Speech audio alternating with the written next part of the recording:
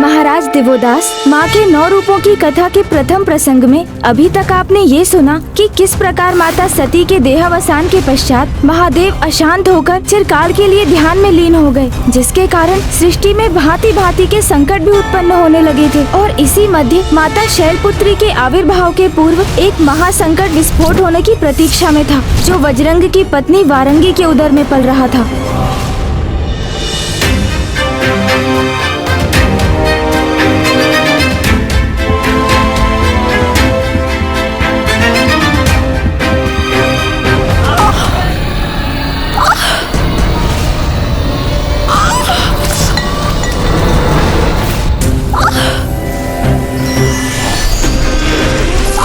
देवी वारंगी, किसी दुष्ट के जन्म के आभास से तो सृष्टि भी विचलित हो उठती है,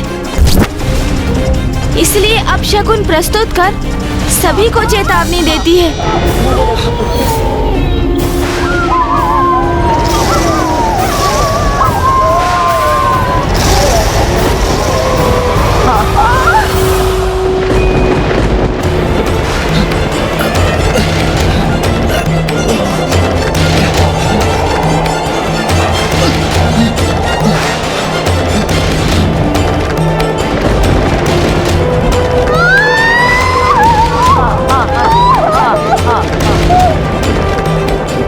इतने अनिष्टकारी संकेत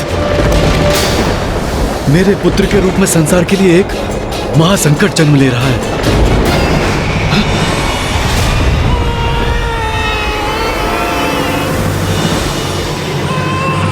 ये लीजिए आपका पुत्र।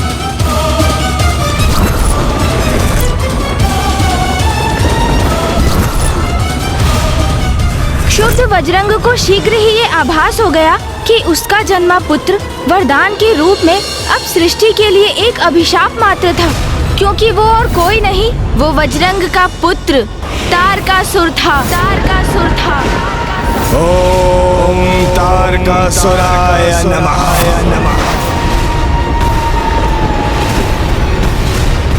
माता शक्ति संसार से लुप्त थी, उसी का दुष्परिणाम था ये, क्योंकि उनके लोप होने से संसार का संतुलन बिगड़ रहा था और जो उत्पन्न हो रहा था वो तो दुष्टता और बुराई का ही प्रतीक था। सृष्टि के लिए महासंकट बनने वाला था वो, इसीलिए माता आदि शक्ति का इस संसार में पुनः आगमन अति आवश्यक हो गया था। वारंगी पुत्र तारक वो दुष्ट था जो तारकासुर के नाम से कुख्यात होकर संसार पर संकट बनकर छाने वाला था, और वारंगी वो तो आरंभ से ही अपने पुत्र को हरिद्वेषी त्रिलोक विजेता बनाने का स्वप्न देख रही थी। उसने तो अपने पुत्र के हृदय में हिंसा, लोभ, कुटिलता आदि के विचार भर दिए थे। समय आने पर वारंगी ने उसे अन्य असुरों और स्वयं उसके पिता के समान कठोर तप करने की प्रेरणा दी, जिससे वो अपार शक्ति अर्जित करने में सफल हो सके। तारकासुर ने अपनी तपस्या आरंभ की इस उद्देश्य से कि वो स्वर्ग पर अधिपत्य स्थापित कर सके।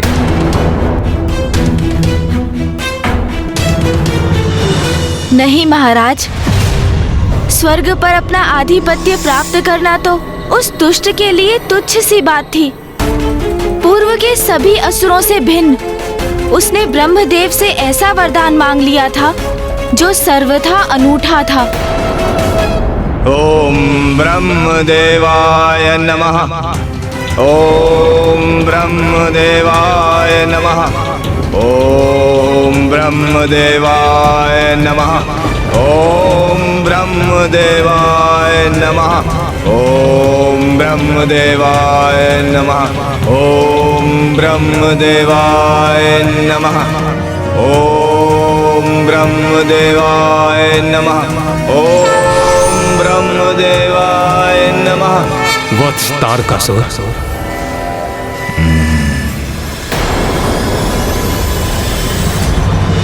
प्रणाम ब्रह्मदेव। अपने तप से मैंने आपको यहाँ आने पर विवश कर ही दिया। कहो क्या वरदान चाहते हो? मांगूंगा अवश्य मांगूंगा। उसी के लिए तो इतना तप किया है मैंने। अमरत्व तो आप मुझे प्रदान करेंगे नहीं, कोई बात नहीं, किंतु मैं भी ऐसा वरदान मांगूंगा कि आपके ना चाहते हुए भी आपके दिए हुए वरदान से अमर हो जाऊंगा मैं। पहेलियां मत बुझाओ तारकासुर। तुम भली भांति जानते हो जो असंभव है उसे तुम कैसे संभव कर सकते हो। अमृत्यु का वरदान पाने के अधिकारी नहीं हो तुम। अन्य कोई वरदान चाहिए तो बताओ। ब्रह्मदेव, यदि घृत सीधी उंगली से ना निकले तो उंगली को टेढ़ी करनी पड़ती है। महाज्ञानी हैं आप, किंतु इतना भी नहीं समझते। तारकासुर जो चाहता है वो प्राप्त करके ही रहता है। मुझे वरदान दीजिए ब्रह्मदेव। महादेव की आदि शक्ति के प्रति कामेक्षा जागृत होने पर महादेव की जो शक्ति उत्पन्न हो उससे उनके जिस पुत्र का जन्म हो और जो भविष्य में देव सेनापति के पद पर स्थित हो, एकमात्र वही महादेव पुत्र मेरा वध कर सके। ये कैसा वरदान मांग लिया तारकासुर ने? महादेव तो परम ब्रह्म है, पूर्णता के प्रतीक हैं, परम योगी हैं। काम इच्छा तो उनमें लेश मात्र भी जागृत नहीं हो सकती। और महादेव की अर्धांगिनी अर्थात देवी सती ने भी तो योगाग्नि में अपने तन का दाह कर दिया था ना। अर्थात वो तो संसार में उपस्थित ही नहीं थी, जिसके कारण महादेव स्वयं भी विरक्त भाव से समाधि में स्थित थे। इसलिए इस अवस्था में महादेव के पुत्र का जन्म भला कैसे हो सकता था? अर्थात तारकासुर कपट कर रहा था। फिर ब्रह्मदेव ने क्या कहा गुणेश जी? ब्रह्मदेव किस गहन चिंता में डूब गया। आपका भक्त आपके समक्ष खड़ा है, जिसने आपको प्रसन्न करने के लिए कठोर तप किया है। भगवान है आप, अपने भक्त को कैसे निराश कर सकते हैं आप? बोलिए, वरदान तो आपको देना ही होगा, तो मेरा वरदान दीजिए मुझे। प्रभु दीजिए मुझे मेरा वरदान। प्रभु मेरा वरदान मुझे दीजिए, मैं आपके समक्ष खड़ा हूं। तथास्तु तथास्तु।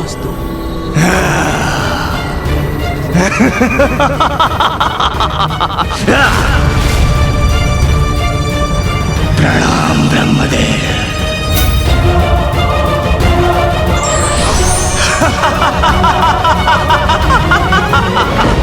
अमर हो गया मैं, अमर अमर अमर। एक और महादेव समाधि में लीन है, दूसरी ओर आदि शक्ति विलुप्त है। ऐसे में उनका पुत्र जन्म कैसे संभव होगा? इसका तात्पर्य है मेरा वध नहीं हो सकता, असंभव है ये।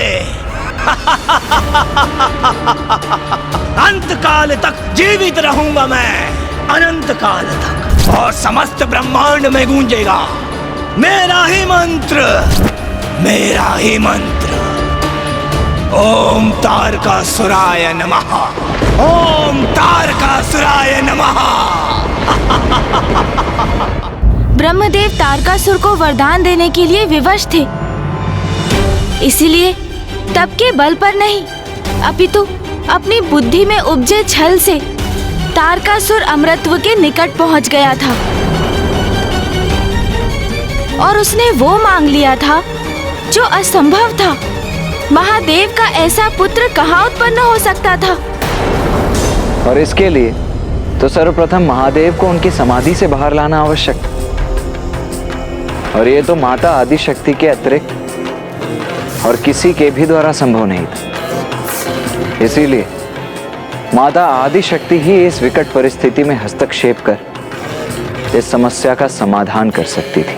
किंतु अभी भी माता संसार से अदृश्य थी। माता की अनुपस्थिति में तो कोई उपाय दिखाई ही नहीं दे रहा था जिससे तारकासुर के संकट से संसार मुक्त हो। तो फिर क्या हुआ गणेश जी? वरदान पाकर तो तारकासुर और भी शक्तिशाली हो गया होगा। तो फिर क्या किया उसने? वही किया उसने जो उसकी माता वारंगी को अपने पुत्र से अपेक्षा थी। संसार पर महासंकट बनकर टूट पड़ा था वो तारकासुर। पृथ्वी लोक और पाताल लोक पर विजय प्राप्त कर वो दुष्ट स्वर्ग लोक भी जा पहुंचा। मेरा ये विश्वास कि मेरे भ्राता वज्रंग ने तुम्हें धर्म के मार्ग पर प्रेरित किया होगा, ये बहुत बड़ी भूल थी, बहुत बड़ी भूल। क्योंकि तुम भी पथभ्रष्ट होकर वही भूल कर रहे हो जो बहुत समय पहले तुम्हारे पिता ने की थी। आज से स्वर्ग मेरा हुआ और आज से तुम सभी देवता कारावास में मेरे बंदी बनकर रहोगे। किंतु तारकासुर, तुम्हारे पास सब भी समय है, सुधर जाओ, अपनी भूल को सुधार लो और अपने पिता का अनुसरण करो। भ्राता, भेदभाव करो तुम और भुगतू मैं। जब स्वर्ग में स्थित सभी सुख अकेले भोगते हो, तब क्या तुम्हें अपने असुर भ्राता स्मरण होते हैं? अरे स्वर्ग पर यदि हमारा अधिकार है तो तुम भी पाताल की अकूट संपदा के स्वामी हो। वो संपदा मेरे लिए पर्याप्त होती तो क्या मैं ब्रह्मदेव की घोर तपस्या करके ये वरदान प्राप्त करता? स्वर्ग तो मुझे चाहिए और वो मैं लेकर रहूंगा। त्रिलोक विजेता बनूंगा मैं। त्रिलोक सब मेरे अधीन होंगे और सर्वत्र गूंजेगा मेरा मंत्र, ओम तारकासुराय नमः, ओम तारकासुराय नमः। इसकी इतनी उद्दंडता, ये भी अपने पिता के समान सुपथ से भटक चुका है। देवगण, आप सभी यहीं प्रतीक्षा कीजिए, मैं अभी इस दुष्ट को उचित पाठ सिखा कर आता हूं।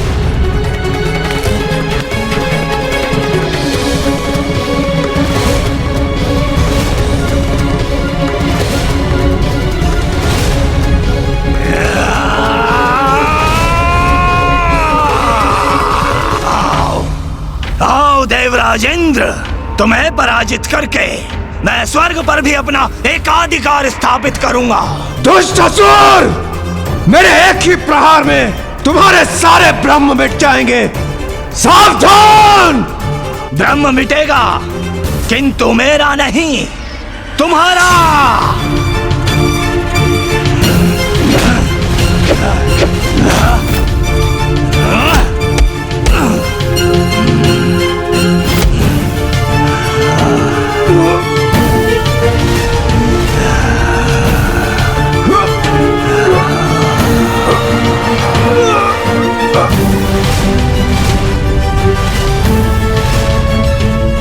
ये क्या?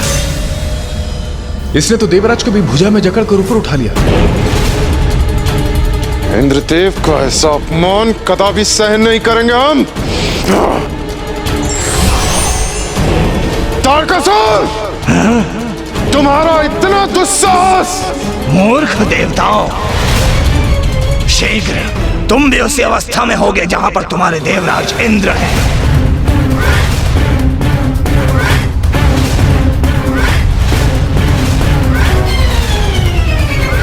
तुम सभी देवताओं एकत्रित होकर भी आ जाओ तो मुझे कोई क्षति नहीं पहुंचा सकते,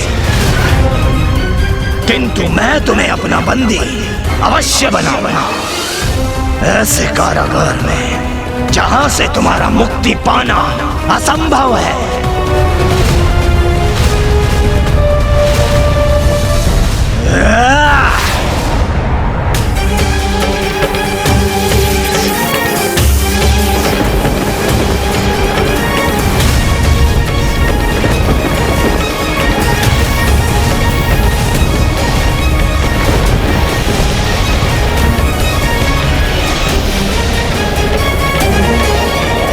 ये कैसे प्रवेश द्वार है जिन्हें ये नियंत्रित कर रहा?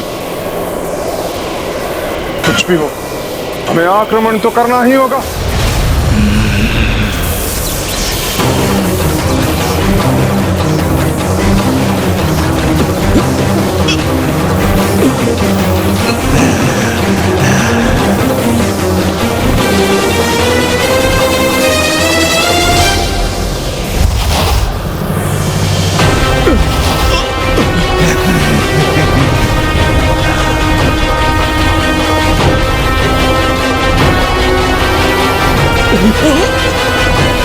कैसे संभाले स्वयं को?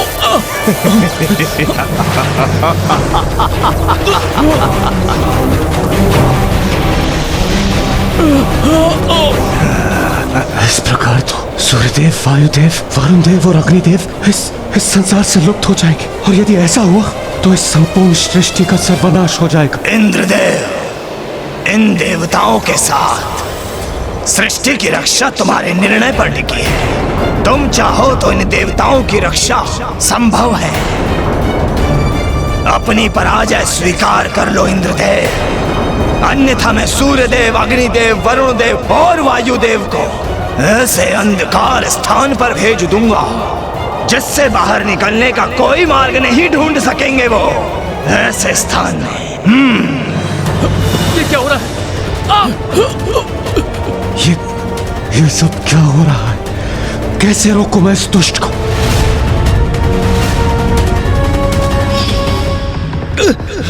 पानी नहीं है,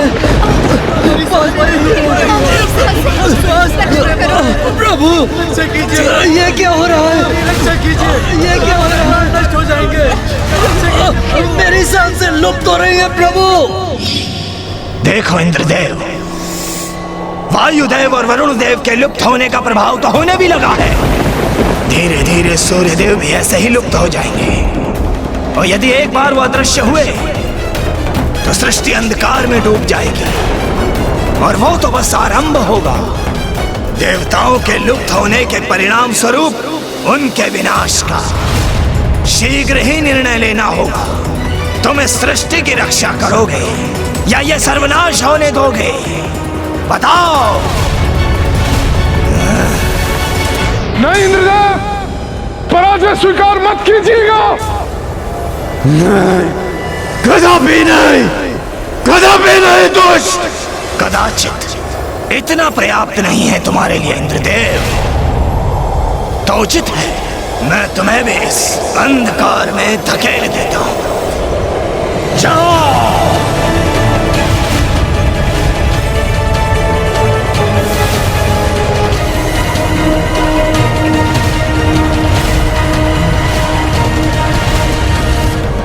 तुम कुछ भी कर लो तारकासुर, हम पराजय कदापि स्वीकार नहीं करेंगे, कदापि नहीं।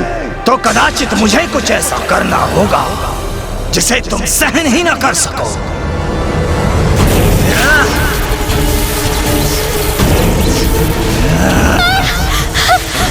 स्वामी, स्वामी रक्षा कीजिए स्वामी।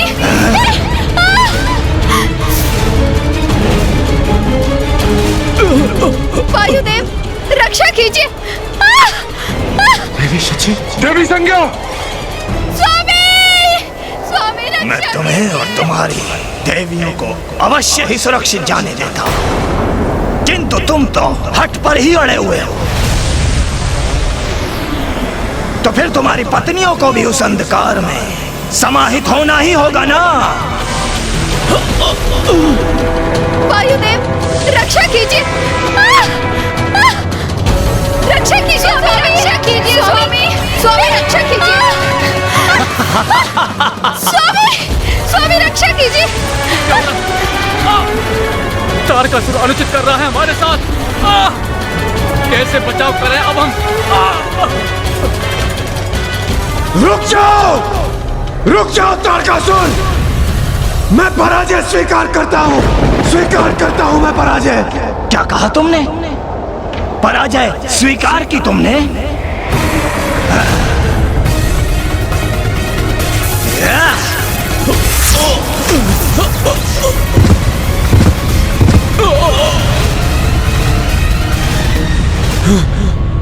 देखा इंद्रदेव मेरी शक्ति का प्रदर्शन। त्रिलोक विजेता तारकासुर हूं मैं, तारकासुर हूं मैं, तारकासुर हूं मैं। मेरी एक बात का स्मरण रखना इंद्रदेव, आज के बाद मेरी तुलना मेरे पिता से भूल कर भी मत करना।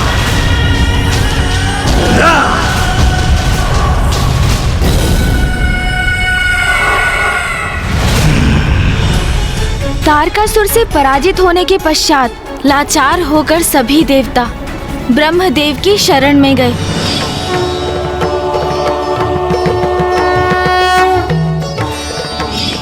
ब्रह्मदेव के पास देवताओं के प्रश्नों के कोई न कोई उत्तर और इस संकट के निवारण का कोई न कोई उपाय अवश्य रहा होगा, है ना गणेश जी? क्योंकि उन्होंने ही तो तारकासुर को वरदान दिया था। मात्र ईश्वर से ही सभी प्रश्नों के हल की अपेक्षा करना उचित नहीं। हमें स्वयं भी प्रयास करने चाहिए। क्योंकि महाराज, यदि ईश्वर का अपने भक्त के प्रति दायित्व है, तो क्या भक्त का उनके प्रति दायित्व नहीं? अवश्य, भक्त का भी ईश्वर के प्रति बहुत बड़ा दायित्व है। तो आप ये बताइए महाराज, यदि किसी भक्त को ज्ञात हो कि उसको प्राप्त वरदान के कारण कहीं किसी प्रकार का अनिष्ट हो रहा है, तो क्या ये भक्त का दायित्व नहीं कि वो उस अनिष्ट को होने से रोकने के लिए अथवा उस स्थिति में सुधार लाने के लिए समस्त प्रयास करे? आशा है आप भी शीघ्र ही समझ जाएंगे राजा दिव्यदास कि आप भी उन्हीं भक्तों में से एक हैं जिन्होंने अज्ञानतावश भगवान द्वारा प्राप्त वरदान का उचित उपयोग नहीं किया, और आपकी काशी में राज इच्छा के कारण ही एक बहुत विकट समस्या उत्पन्न हो गई है। अवश्य, उन्हें ऐसा अवश्य करना चाहिए, ये तो भक्त का कर्तव्य है। किंतु माता, भगवान में प्रबल आस्था रखने वाले महान से महानतम ऋषि मुनि, यहाँ तक कि महान धर्मनिष्ठ राजा तक इस सत्य को समझने में असमर्थ हो जाते हैं, तो हम तारकासुर जैसे असुर से और क्या अपेक्षा रख सकते थे? इसीलिए आपके प्रश्न का उत्तर है नहीं।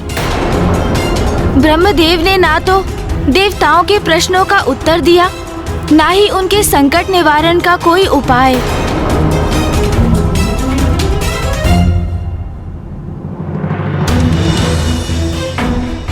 तारक का अंत मात्र महादेव और आदि शक्ति के पुत्र से ही हो सकता है, क्योंकि देवी आदि शक्ति ही महादेव में काम इच्छा जागृत करने में सक्षम है। फिर तो हमारे समक्ष कोई भी चारा नहीं, क्योंकि माता आदि शक्ति ने महादेव से देवी सती के रूप में विवाह किया था, किंतु फिर उन्होंने अपने देह का भी परित्याग कर दिया था। और ऐसे में माता आदि शक्ति महादेव से पत्नी रूप में कैसे मिल सकेंगी? और जब तक प्रत्यक्ष रूप लेकर माता आदि शक्ति महादेव के समक्ष नहीं जाती, तब तक महादेव और माता आदि शक्ति की संयुक्त शक्ति से पुत्र का जन्म भी नहीं होगा। तो फिर अब हमारी रक्षा कोई नहीं कर सकता। मां आदि शक्ति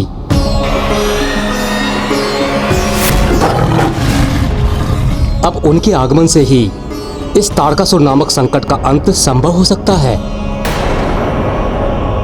माता आदि शक्ति का तो कहीं कोई अस्तित्व ही नहीं है, तो फिर वो हमारी सहायता कैसे कर सकती है? देवगण, मुझे स्मरण है वो संकल्प।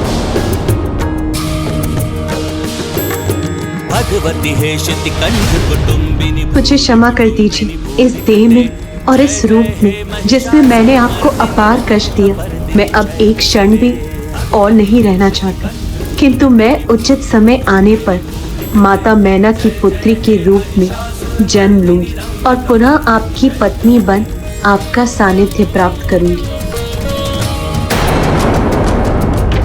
जब देवी सती ने देह त्यागने हेतु योगाग्नि उत्पन्न की थी, तब उनके मन में आगामी समय में देवी मैना की पुत्री के रूप में जन्म लेकर महादेव की पत्नी बनने का उनका संकल्प प्रकट हुआ था। देवी मैना, वो कौन है ब्रह्मदेव?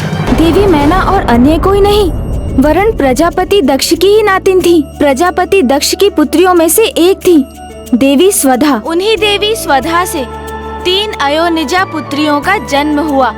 वो थी देवी मैना, देवी धन्या और देवी कलावती। एक बार माता मैना, माता धन्या और माता कलावती नारायण के निवास वैकुंठ में आयोजित यज्ञ में भाग लेने गईं।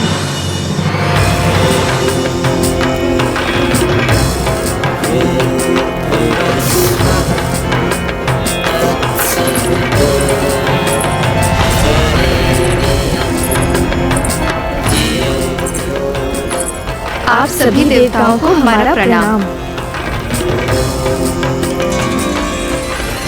देवी मैना, देवी धन्या और देवी कलावती, आप सभी को यहाँ पाकर मैं अत्यंत प्रसन्न हुई। आइए और अपना स्थान ग्रहण कीजिए।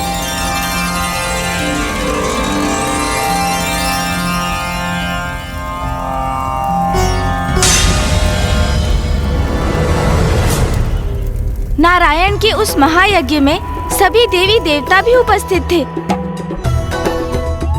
तभी वहाँ बाल ऋषि सनकादिक कुमारों का अर्थात ऋषि सनक, सनातन और शौनक का आगमन हुआ। सभी स्वागत हेतु उनके सम्मान में अपने अपने स्थान पर खड़े हो गए, किंतु माताएं, माता मैना, धन्या एवं कलावती अपने स्थान पर ही स्थित रहीं। उनके द्वारा अपनी ऐसी अवमानना से चकित ऋषिवर उन्हें दंडित करने पर बाध्य हो गए, क्योंकि ऋषियों का अपमान दंडनीय अपराध है।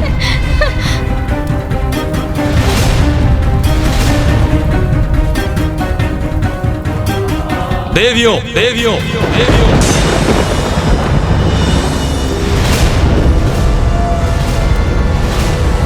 तुम तीनों देवियों ने हमारा अपमान किया है और मनुष्य की भांति अपने अहंकार का परिचय दिया है। इसीलिए तुम्हें पृथ्वी लोक में मनुष्य योनि में जन्म लेना होगा।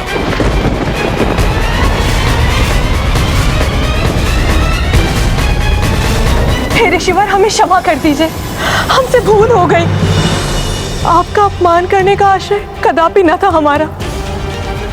हम तीनों तो अपने परस्पर संवाद में ऐसा लीन हुए कि आपके आने का आभास ही न हो पाया।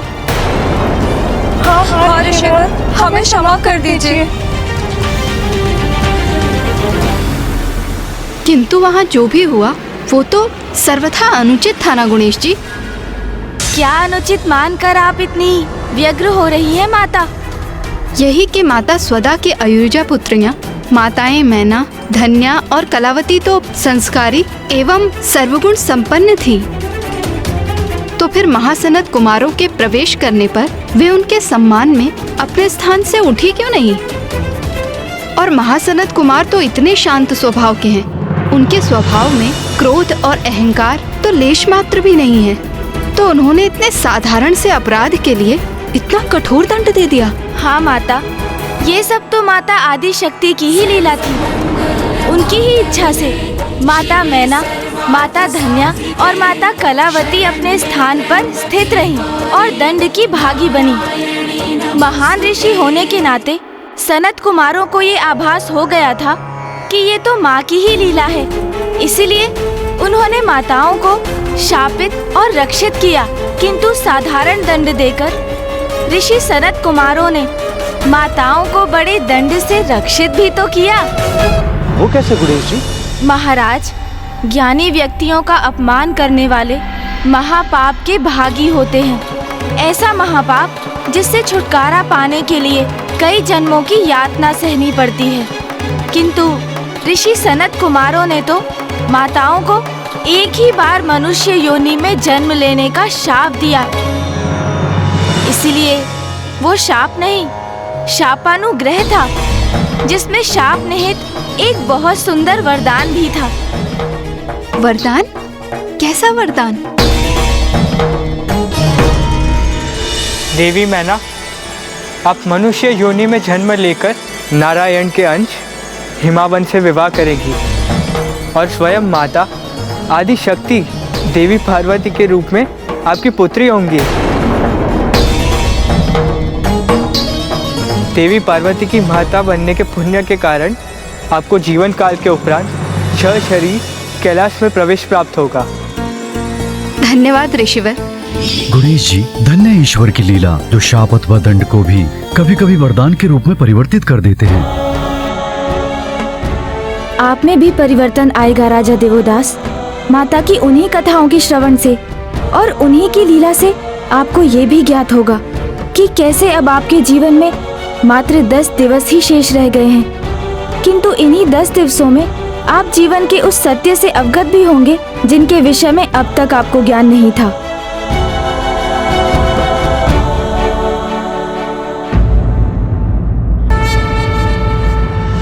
ऋषि सनत कुमारों ने क्रोध में आकर माताओं को शाप तो दे दिया। जब बाल ऋषि सनकादिक कुमारों का क्रोध शांत हुआ तो उन्हें एक अनूठा वरदान भी दिया। माता धन्या एवं माता कलावती को द्वापर में देवी राधा की माँ और त्रेता में देवी सीता की माँ बनने का वरदान प्राप्त हुआ। धन्यवाद ऋषिवर। और इसी प्रकार माता मैना को भी मनुष्य योनि में जन्म लेकर आदि शक्ति की माँ बनने का सौभाग्य प्राप्त हुआ। ये सभी जो घटित हुआ ये माता की ही लीला तो थी, क्योंकि ऋषिवर सनत कुमारों के श्राप के पीछे भी जगत कल्याण ही छिपा हुआ था। गणेश जी, ब्रह्मदेव ने देवताओं को ये तो बता दिया था कि माता मैना कौन थी, किंतु हिमावन कौन थे जिन्हें माता आदिशक्ति को पुत्री रूप में पाने का सौभाग्य प्राप्त होने वाला था।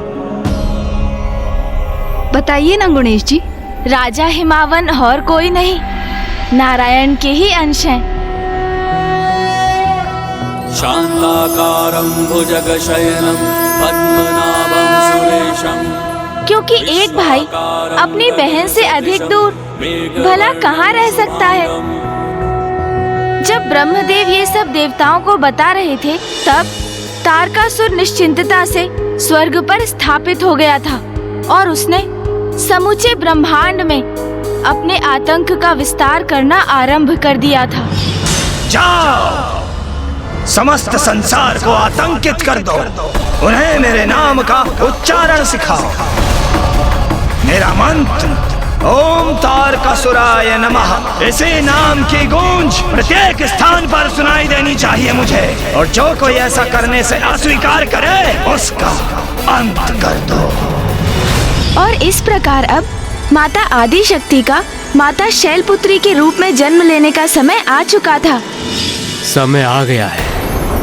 आप सभी माता आदिशक्ति का आह्वान कीजिए, उनसे प्रार्थना कीजिए कि वो पुनः पृथ्वी पर अवतरित हों। या देवी सर्वभूतेषु शक्तिरूपेण संस्थिता, नमस्तस्यै नमस्तस्यै नमस्तस्यै नमो नमः। या देवी सर्वभूतेषु शक्तिरूपेण संस्थिता। मैं आप सभी की प्रार्थना से प्रसन्न हूँ। माता, आपको तो ज्ञात है दुष्ट तारकासुर ने समस्त संसार को आतंकित कर रखा है, इसलिए आपका महादेव से पुनः विवाह होना अनिवार्य है।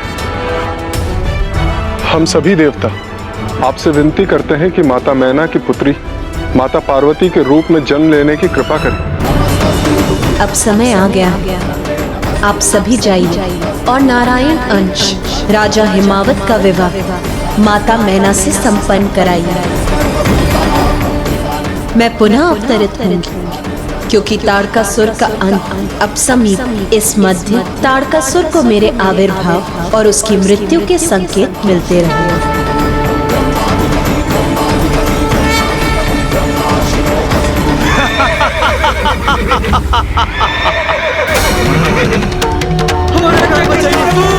इन्हें भी तो मेरे होने का आभास होना चाहिए।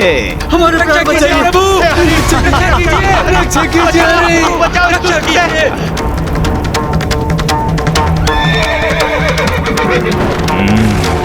इस इसमें मुझे आनंद भी तो आएगा।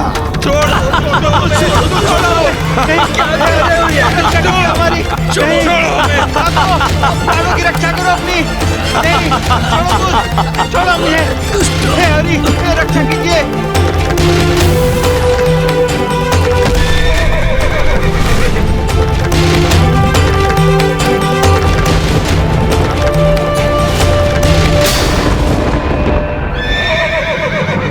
कौन है तू? हट जा मेरे मार्ग से, अन्यथा तू भी कुचला जाएगा।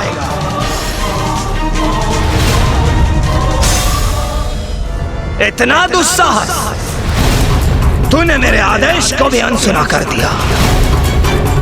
मैं तुझे अपने रथ के नीचे कुचल देता हूं, तब तुम्हें मेरी शक्ति का भान होगा। चलो।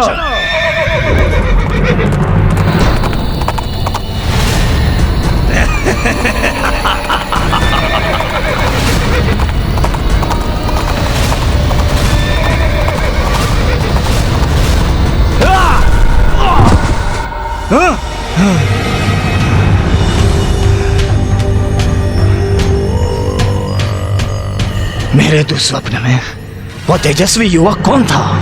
दुष्ट तारकासुर को तो प्रभु और माता की उस दिव्य लीला का कोई ज्ञान नहीं था, फिर उसे दुस्वप्नों के माध्यम से पूर्वाभास क्यों हो रहा था? और उसके स्वप्न में वो युवक कौन था?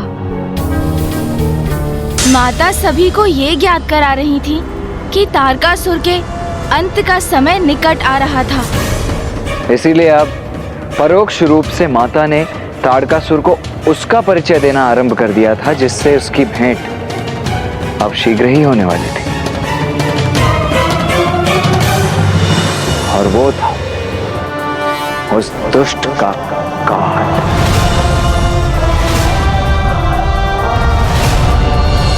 माता आदिशक्ति ने तारकासुर को उसके भयावह भविष्य की चेतावनी देना आरंभ कर दिया था।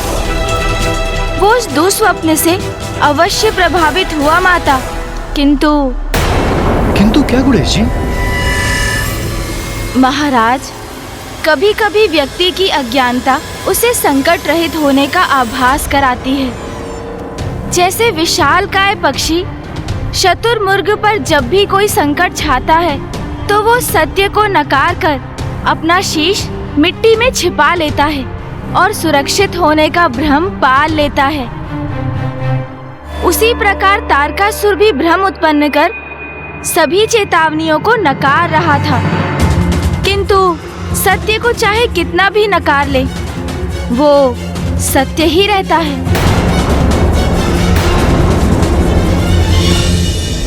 नाथ, क्या हुआ नाथ? आपने कोई दुस्वप्न देखा? दुस्वप्न? तारकासुर हूं मैं लावण्या, ये कभी मत भूलना। मुझे कोई दुस्वप्न नहीं आते, अपितु मैं अन्य सभी के लिए दुस्वप्न हूँ। स्वामी की निद्रा भंग क्यों हुई और वो इतने आवेशित क्यों हैं? ये राजभवन, इसमें अभी भी देवताओं की गंध आती है मुझे। अवश्य ही कोई माया छोड़ कर गए हैं वो पीछे, इसीलिए तो इतना अप्रिय है ये स्थान मुझे। वैसे भी किसी अन्य की वस्तु को अपनाना तारकासुर को शोभा नहीं देता, इसलिए मैं इस स्वर्ग में एक नवीन राजभवन का निर्माण करूंगा और यहाँ से देवताओं का प्रत्येक चिन्ह मिटा दूंगा। एक और तारकासुर माँ की चेतावनियों को अनदेखा कर रहा था, तो वहीं दूसरी ओर माता आदिशक्ति देवी मैना के गर्भ से जन्म ले सके, इसके लिए देवताओं ने माता के निर्देशों का बड़ी गंभीरता से पालन करते हुए माता मैना और राजा हिमावन का विवाह संपन्न करवाया।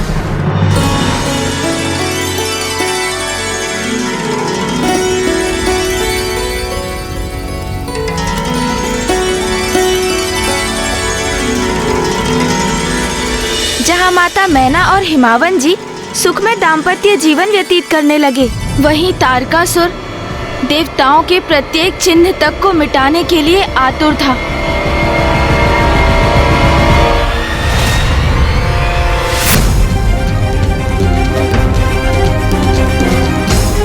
इंद्र के राजभवन से कहीं अधिक भव्य राजभवन होगा मेरा।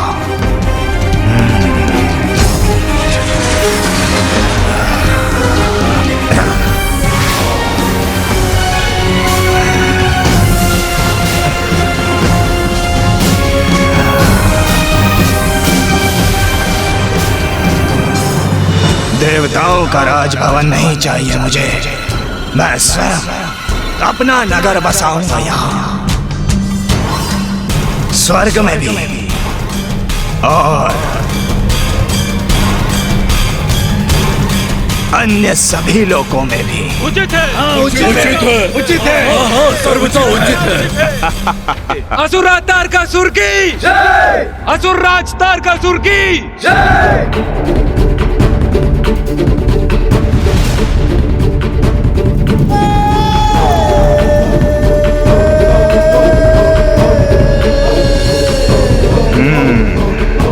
उचित है तो यह है शेषलोक। हाँ, वहां भी मेरे नवीन भवनों का निर्माण होगा।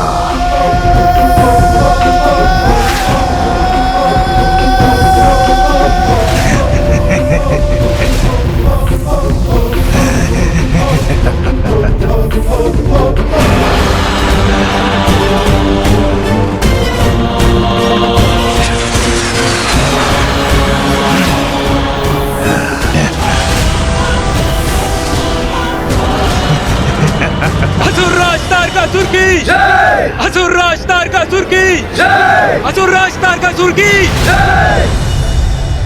अपने छल और बल का प्रयोग करके मैंने तीनों लोगों को अपने वश में कर लिया है और अब स्वर्ग का अधिपति वो तुच्छ देवराज इंद्र नहीं, अपितु असुरराज तारकासुर है, तारकासुर है, तारकासुर है।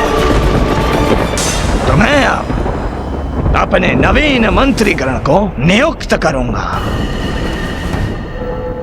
अक्षमन तारकासुर के प्रतिनिधि होने के नाते आज से किसी भी हवन कुंड में अग्नि प्रज्वलित नहीं होने दोगे। रात्रिसुर संसार को चंद्र के प्रकाश से रिक्त करो और उसे अनंत रात्रि में धकेल दो। और तुम पावकासुर जहां जहां ईश्वर हो वहां जाओ, सभी मंदिरों को उखाड़ फेंको। और तुम विजल वरुण लोक जाओ और सूखे की स्थिति उत्पन्न करो। जल की एक बूंद के लिए भी सभी को तरसा दो। असुरराज तारकासुर की जय, असुरराज तारकासुर की जय, असुरराज तारकासुर की जय, असुरराज तारकासुर की जय, असुरराज तारकासुर की जय। मैंने कहा था ना, देवताओं का कोई चिन्ह शेष नहीं छोड़ूंगा। तो जाओ, समस्त संसार में हाहाकार मचा दो, जिससे ऋषि मुनि ब्राह्मण नर नारी बालक सभी देवताओं को भूलकर मेरी पूजा करें और सभी की जीवा पर केवल एक ही नाम और एक ही मंत्र होना चाहिए। ओम तारकासुराय नमः, ओम तारकासुराय नमः, ओम तारकासुराय नमः।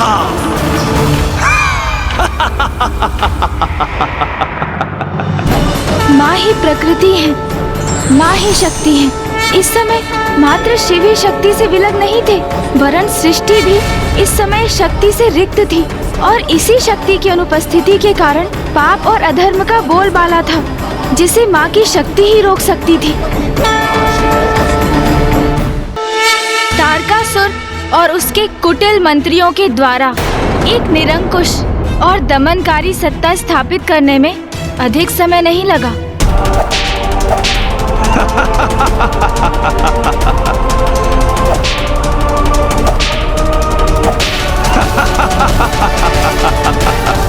और जैसे जैसे समय बीतता गया, देवता और भी व्यग्र और अधीर होते गए। वो अवश्य माता मैना के संतान की प्रतीक्षा कर रहे थे, क्योंकि माता आदिशक्ति उन्हीं की पुत्री के रूप में प्रकट होने वाली थी। किंतु उसमें विलंब क्यों हो रहा था? माता आदिशक्ति को अपनी पुत्री रूप में प्राप्त करने हेतु माता मैना को और तैयार होने की आवश्यकता जो थी।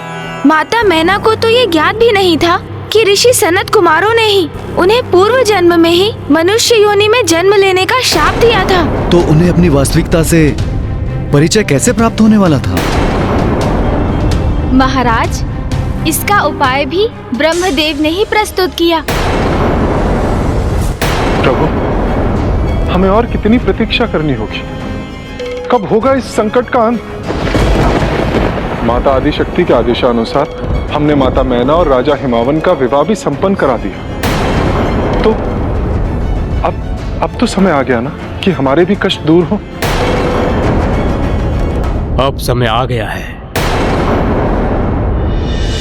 देवी मैना को उनके दिव्य उद्देश्य से परिचित कराने का, उनके मन में उमड़ते प्रश्नों का उत्तर देने का अब समय अवश्य आ गया है।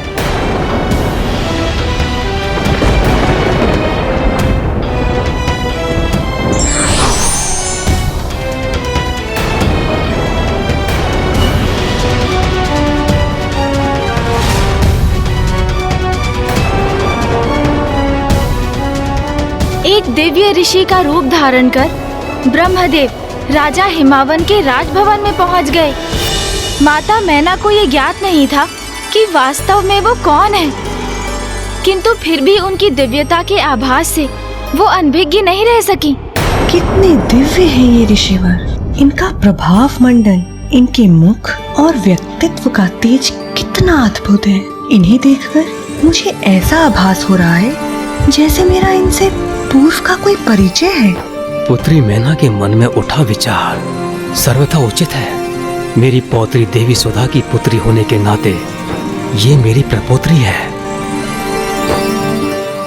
देवी मैना, ये ऋषिवर विश्वराज अपने यात्रा के मध्य हमारे राजभवन में हमें आशीष देने पधारे हैं। प्रणाम ऋषिवर। सौभाग्यवती भवा। क्या हुआ पुत्री? प्रतीत होता है किसी बात को लेकर तुम अत्यधिक व्याकुल हो।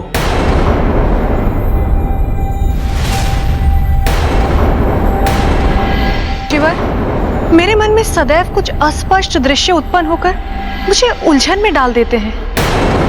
ऐसा प्रतीत होता है मानो ये दृश्य किसी पूर्वकाल की पुनरावृत्ति है, किंतु मुझे स्पष्ट कुछ भी स्मरण नहीं होता। ऋषिवर, मुझे बताइए देवी, आपको इन दृश्यों में क्या दिखाई देता है? एक यज्ञ, 3 युवतियां, यज्ञ वेदी पर स्थित 4 दिव्य प्रकाश पुंज, फिर वहां बाल ऋषियों का आगमन और फिर एक दिव्य लाल प्रकाश मुझे संकेत देकर स्वयं की ओर बुलाते हुए और प्रेरित करते हुए दिखाई देता है। और उसके उपरांत एक प्रबल इच्छा का आभास होता है मुझे। कैसी प्रबल इच्छा? एक पुत्री प्राप्त करने की इच्छा। इसमें व्याकुल होने का क्या कारण है? ऋषिवर, स्वयं माँ आदिशक्ति ही मेरी पुत्री बने, मेरे मन में ऐसी इच्छा जागृत होती है। देवी मैना, ये आप क्या कह रही है?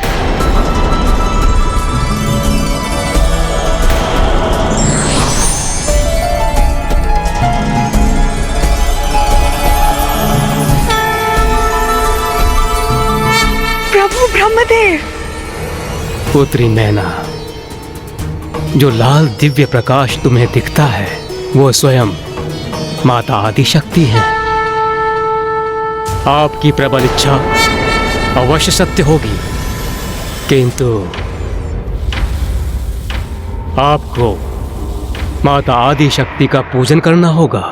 इस प्रकार आप माता आदिशक्ति की कृपा के योग्य बनेंगी। ब्रह्मदेव, आपका कोटि कोटि धन्यवाद। आपने हमारा मार्गदर्शन किया।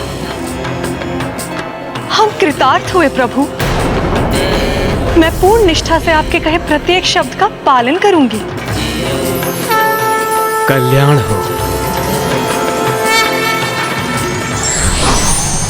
किंतु गुणेश जी, ऋषिवर सनत कुमारों के शाप के कारण माता आदिशक्ति को पुत्री रूप में प्राप्त करना तो माता मैना की नियति थी। तो फिर उन्हें पूजन और व्रत करने की क्या आवश्यकता थी?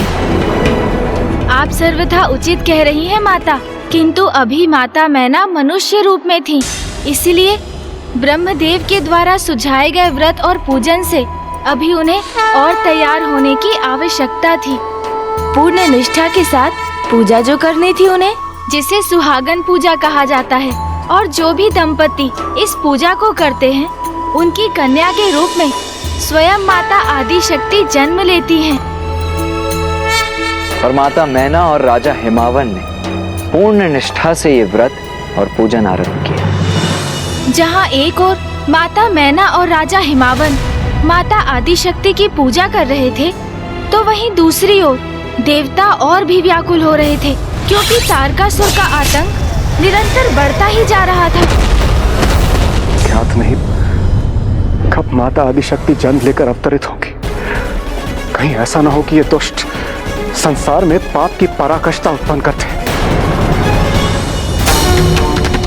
दिवस, मास और फिर वर्ष बीतते गए, किंतु माता मैना और हिमावन आदिशक्ति की ध्यान पूजा में ही लीन रहे। और फिर एक दिवस उनकी तप साधना से प्रसन्न होकर माता आदिशक्ति ने उन्हें दर्शन दिया।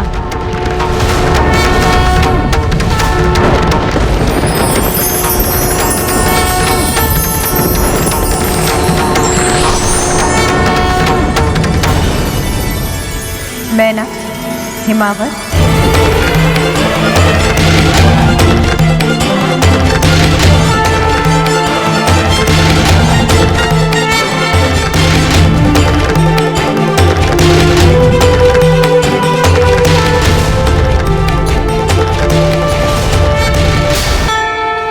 देवी मैना के गर्भ से माता आदिशक्ति जन्म लेने वाली थी, इसलिए ब्रह्मदेव के सुझाव अनुसार माता मैना और हिमावन ने उस सुखमय वरदान को पाने के लिए माता आदिशक्ति की कठोर ध्यान पूजा की। और एक दिवस उनसे प्रसन्न होकर माता ने उन्हें दर्शन दिए।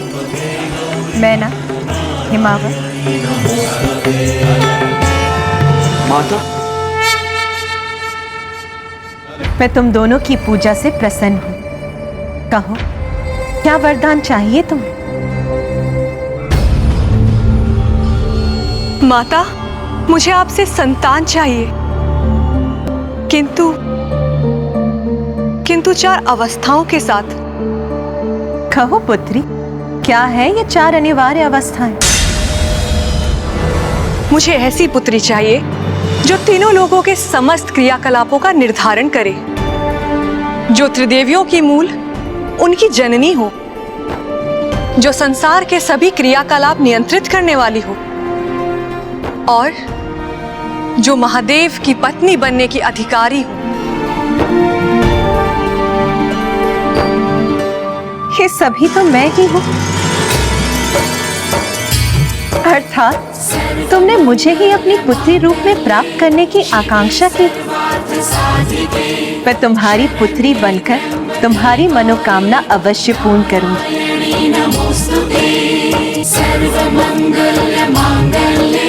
तथास्तु। माता आदिशक्ति पुनः जन्म ले रही है, अर्थात तारकासुर का अंत होगा। मेरी प्रार्थना और 3 अनिवार्य अवस्था स्वीकार करने हेतु आपको कोटि कोटि धन्यवाद माँ। किंतु अभी मेरी चतुर्थ अवस्था शेष है माँ। तो कहो पुत्री, क्या है तुम्हारी चतुर्थ अवस्था? मेरी चतुर्थ अवस्था ये है माँ कि मेरी पुत्री के जन्म से पहले मुझे 100 पुत्रों की प्राप्ति हो, ताकि उसके जन्म के उपरांत उसे 100 भ्राताओं का प्रेम मिले।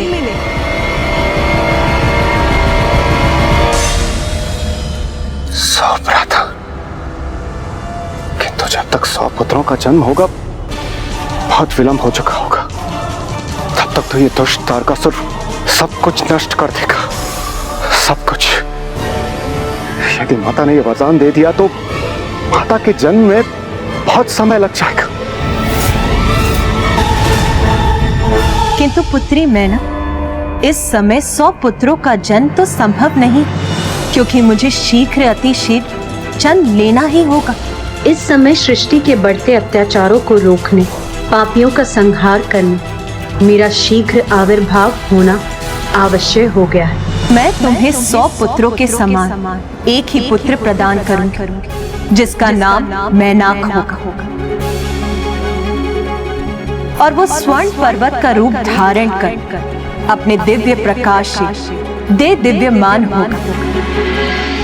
और जब भगवान श्री विष्णु श्री राम का अवतार लेंगे, तब श्री राम का कार्य पूर्ण कर श्री महाबली हनुमान वापस लौट रहे होंगे, तो वो क्षण भर के लिए मैनाक पर्वत पर विश्राम करेंगे।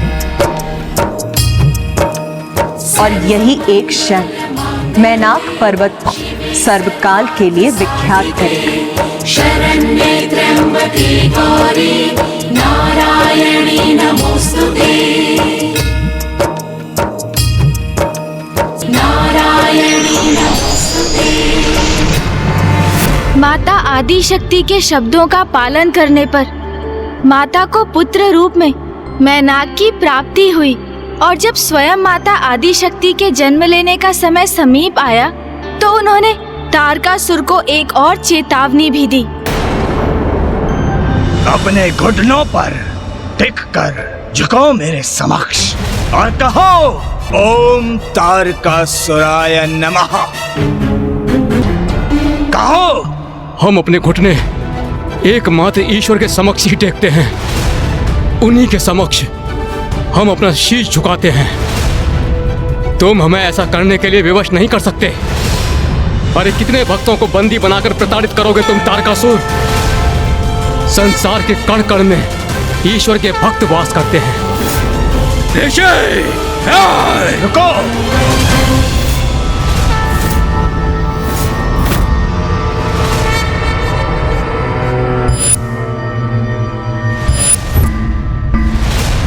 इस तुच्छ ऋषि ने मेरे मन में एक अति उत्तम विचार उत्पन्न किया है। तुम्हारे अनुसार संसार के कण कण में ईश्वर भक्त हैं, तो मैं संसार के कण कण को छिनवा कर उन ईश्वर भक्तों को बंदी बनाऊंगा और तुम्हारे समक्ष उनकी हत्या करूंगा, जिसके उत्तरदायी होगे तुम। बहुत आनंद आएगा, आनंद आएगा मुझे।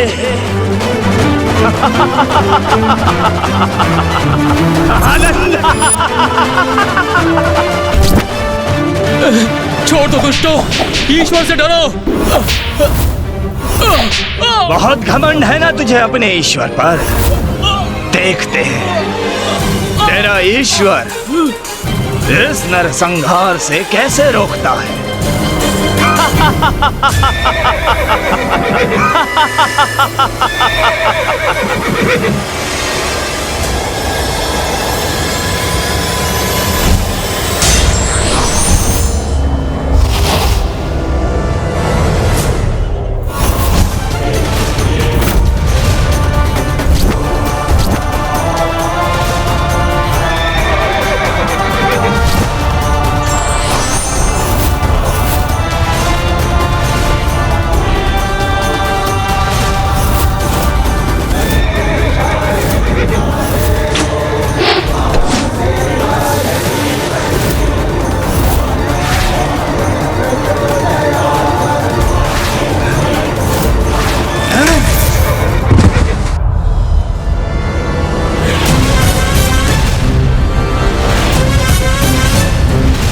ये तो वही दुस्वप्न वाला युवक प्रतीत हुआ मुझे।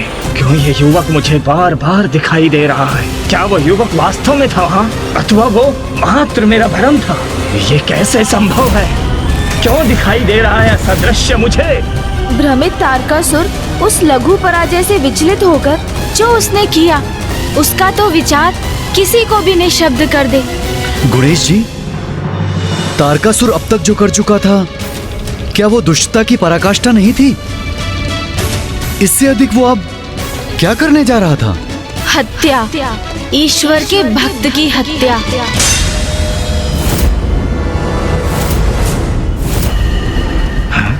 कौन है ये? कैसी माया है जो इसे मेरे समक्ष प्रस्तुत कर रही है और जिसके कारण मैं इतना आतंकित हो रहा हूँ?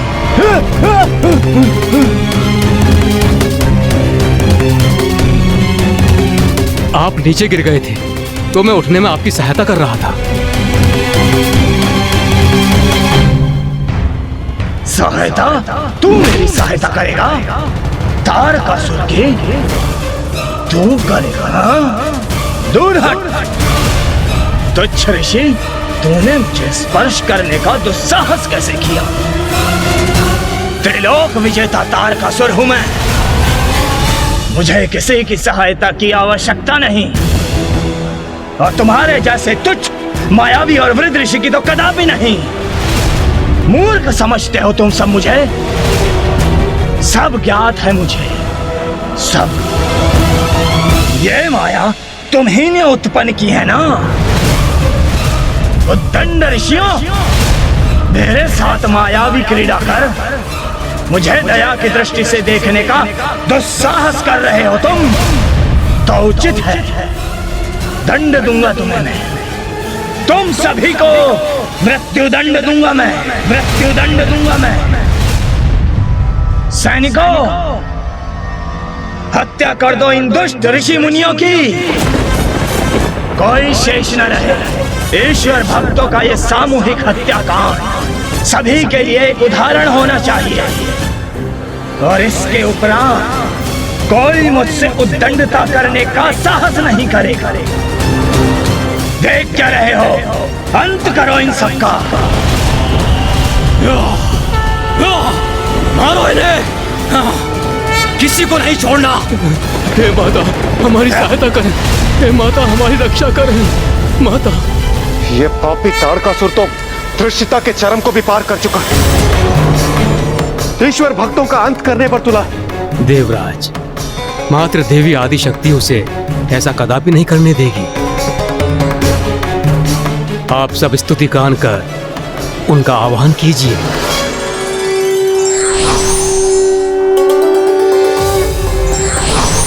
या देवी सर्वभूतेषु शक्तिरूपेण संस्थिता, नमस्तस्यै नमस्तस्यै नमस्तस्यै नमो नमः।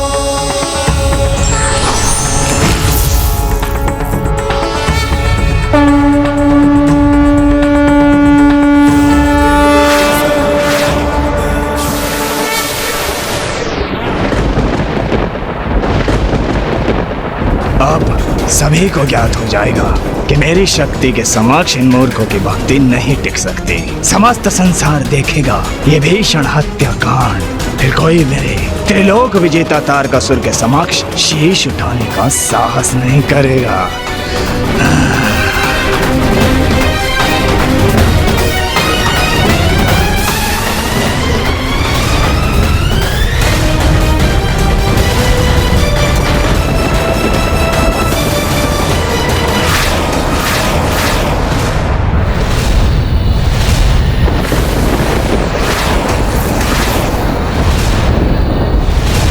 ये तो वही तेजस्वी युवक है। यह असंख्य प्रतिरूप धारण कर अचानक कैसे प्रकट हो गया?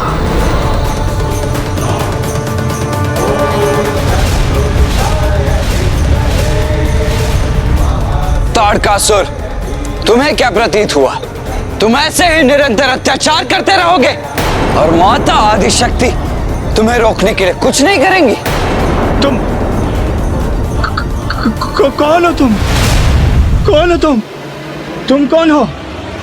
काल हूं तुम्हारा।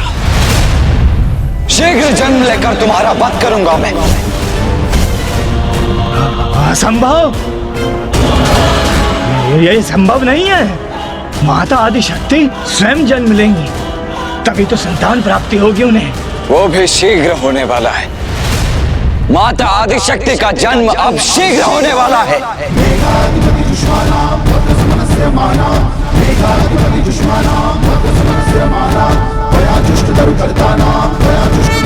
हमारे एक ही प्रहार से अंत होगा तुम सभी का। असुर महाराज तारकासुर का आदेश सार्थक करेंगे हम, वध करेंगे तुम्हारा। इसीलिए मैं तुम्हें चेतावनी दे रहा हूं, रोक लो अपना यह अत्याचार, अन्यथा मैं तुम्हारा अंत कर दूंगा। रुको रुको सैनिकों,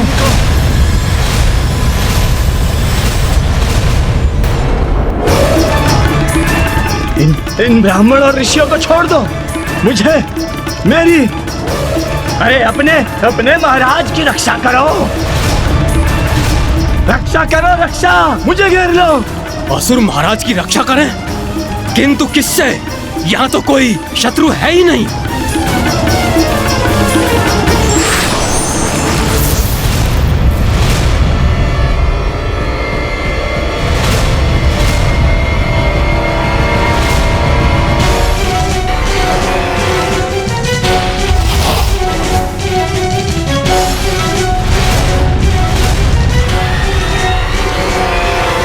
नहीं, मेरा कोई अंत नहीं कर सकता। तुम मेरे निकट आओगे तो मैं तुम्हारा अंत कर दूंगा।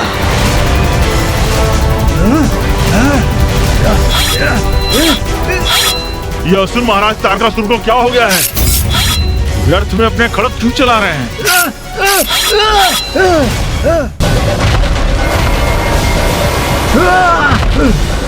क्या हुआ महाराज, आप झुक क्यों गए?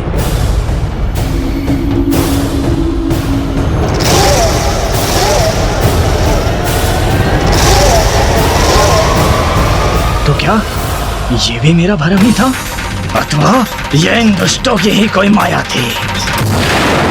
किसी को नहीं छोड़ूंगा मैं, बंदी बना लो इन्हें। इन ऋषियों और ब्राह्मणों को कारागार में डाल दो, तड़पने दो इन्हें काल कोठरी में, और तब तक मैं इस आदिशक्ति से निपटने का कोई उपाय सोचता हूँ। माता ने ऋषियों और ब्राह्मणों की रक्षा तो कर ली, किंतु अब उन्हें भी आभास हो गया था कि उनका जन्म लेने का उचित समय आ गया है। तो उन्होंने आशीर्वाद स्वरूप माता मैना की कोख को भर दिया, और जैसे ही इसकी सूचना सभी को प्राप्त हुई तो चारों ओर आनंद का वातावरण छा गया। सभी देवी देवता उन शुभ क्षणों के साक्षी बनना चाहते थे और माता आदिशक्ति के जन्म के शुभ अवसर पर भाग लेने के लिए भी तत्पर थे। समय अत्यंत शीघ्रता से बीतता जा रहा था, किंतु उधर स्वर्ग में तारकासुर अपने ही प्रश्नों का उत्तर पाने के लिए व्याकुल होता जा रहा था। अर्थात तारकासुर संकेतों के माध्यम से अनेकों चेतावनियां प्राप्त कर चुका था, और अब वो पल पल इसी चिंता में घुलता जा रहा था। और वो ये भी ज्ञात करना चाहता था कि हिमालय पर्वत पर क्या हो रहा है। क्या उसको प्राप्त हुई वो चेतावनियां सत्य हो सकती थी? क्या माता आदिशक्ति का पुनः जन्म लेना संभव भी था? और जब भी वो इस व्यथा में डूब रहा था तो एक दिवस देवर्षि नारद ने उसे स्वर्ग में दर्शन दिए। काल हो तुम्हारा, माता आदिशक्ति का जन्म अब शीघ्र होने वाला है, इसीलिए मैं तुम्हें चेतावनी दे रहा हूं, रोक लो अपना यह अत्याचार, अन्यथा मैं तुम्हारा अंत कर दूंगा। महादेव की आदिशक्ति के प्रति कामेक्षा जागृत होने पर महादेव की जो शक्ति उत्पन्न हो, उससे उनके जिस पुत्र का जन्म हो, एकमात्र वही महादेव पुत्र मेरा वध कर सके। तथास्तु। असंभव, असंभव है ये कैसे हो सकता है? नारायण नारायण।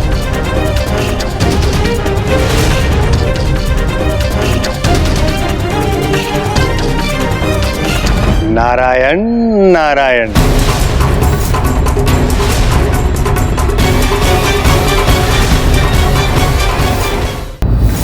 देव ऋषि, मेरी ही राजसभा में मेरे ही शत्रु के नाम का उच्चारण करते हुए आपको तनिक भी लज्जा नहीं आई? आपका होना क्रोधित भी है उचित। अब आपके राजभवन में हूँ तो आप ही का नाम जपता हूँ। जय ताड़कासुर, जय ताड़कासुर। वाह, बहुत अच्छे। आपकी निष्ठा इतनी शीघ्र पलट गई। कहाँ हुआ है कुछ मेरी निष्ठा को? मैं तो अभिलाषी हूँ आपकी सेवा करने को। वैसे ऋषि कश्यप मेरे भ्राता है, तो इस नाते तुम मेरे पुत्र समान हुए। किंतु मुझे ऐसा क्यों प्रतीत हो रहा है कि आप यहाँ मेरे साथ कोई छल करने आए हैं? ना ना ना ना ना। यदि आपको मुझ पे शंका है तो मेरे कुछ भी कहने या सुनने का कोई लाभ ही नहीं है तारकासुर। वैसे मैं तो आपको केवल इतना सूचित करने आया था कि माता आदि शक्ति हिमालय की गोद में रहने दी। क्या? रुकिए देवर्षि, अपनी बात तो पूर्ण करके जाइए। आपको मेरी बात में कहाँ विश्वास है? मेरे कुछ भी कहने का कहाँ कोई अर्थ है? नहीं देवर्षि, नहीं, मुझे आप पर विश्वास नहीं। ऐसा मैंने कब कहा? अच्छा, आप मुझे विस्तार से कुछ बताने वाले थे। क्या बताने वाले थे आप? आप सुनना चाहते हैं? जी देवर्षि। तो मैंने जो सुना है आप भी सुनिए कि राजा हिमावन के राजभवन में कुछ तो नवीन समाचार है, किंतु इससे अधिक तो मुझे कुछ ज्ञात नहीं है। अब समझदार को तो संकेत ही पर्याप्त है। अब आप समझदार हैं या ना समझ, इसका निर्णय मैं कैसे ले सकता हूं? माता आदिशक्ति का जन्म अब शीघ्र होने वाला है। किंतु गुणेश जी, देवर्षि नारद ये सब बातें तारकासुर को क्यों बता रहे थे? देवर्षि नारद तारकासुर का कुछ इस प्रकार मार्गदर्शन कर रहे थे कि वो स्वयं ऐसा कुछ कर बैठे जिससे वो अपनी मृत्यु के मुख में शीघ्र प्रवेश कर जाए। मैं कुछ समझी नहीं। देवर्षि नारद को ये भली भांति ज्ञात था कि तारकासुर माता आदि शक्ति को क्षति पहुंचाने का अवश्य प्रयास करेगा और ऐसा करने से उसके पापों की अति हो जाएगी और उसका अंत और समीप आ जाएगा। किंतु ये उस दुष्ट अज्ञानी को कहाँ ज्ञात था कि ये सब माता के जन्म लेने के पूर्व उनकी ही एक लीला थी जो उन्हें तारकासुर के संहार के लिए रचनी थी।